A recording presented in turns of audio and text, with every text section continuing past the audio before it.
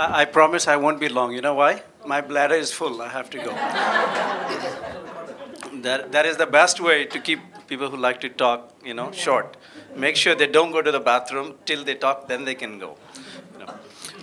Okay, two things. One is Sister Charmaine. I wanted to echo what she said. It's like a confirmation for me.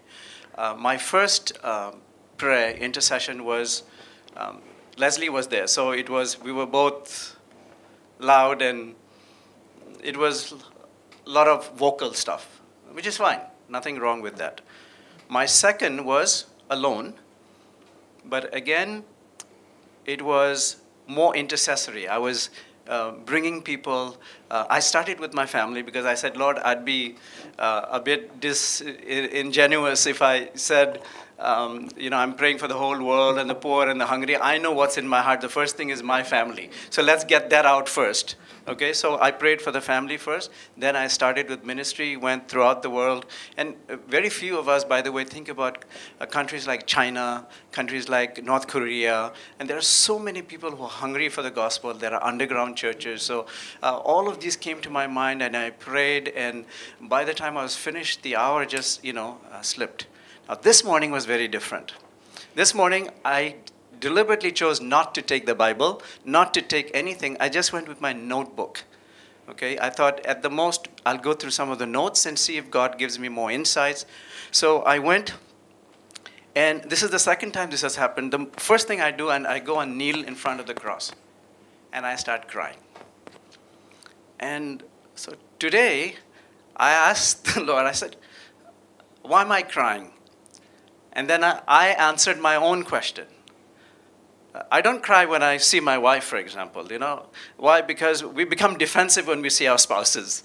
Because, we feel like we cannot be ourselves sometimes. Because our spouses want us to improve. They're not looking at all the good things and all of that. They're focusing on how can I get you to be better, right? They want us to get to the next level fast. Okay? So, but I realize the reason when I kneel in front of the Lord, I start crying is because I see Him. Immediately, He sees me just the way I am and accepts me just the way I am, which is why I start to cry. And I said, Lord, you know everything about me. We can do as much of examination of conscience as much as we want, but we will never see as much as the Lord sees when He looks at us. He sees so much more. What we confess is probably just a slight fraction, an infinitely small fraction of what He sees in us. And if some of the Pharisees among us would see how much dirt the Lord sees in them, they would not be so critical of those who visibly look like sinners. So I prayed, I cried for about 5 minutes. I accepted, the Lord sees me just the way I am and still loves me, still accepts me. Not only accepts me, but uses me, raises me up. And that I couldn't understand how profound, how merciful God is and how generous He is and how, there was a word used this morning, He's just so amazing. So amazing. And that is what? That was the meaning of my tears. And I said, Lord, the way you are with me is the way you want me to be towards other people. And all of the teachings are all pointing towards that. And this understanding of grace and the mercy of God and love of God towards not just Catholics, but Protestants and non-Christians and the heathens and the Syrophoenicians of today, He is about that. Because we have all this discrimination and all this hierarchy created in our heads. And the way we look at all these people, this hierarchy comes in the way. He's this, oh, she's that. And this is our problem. This is why we're not growing.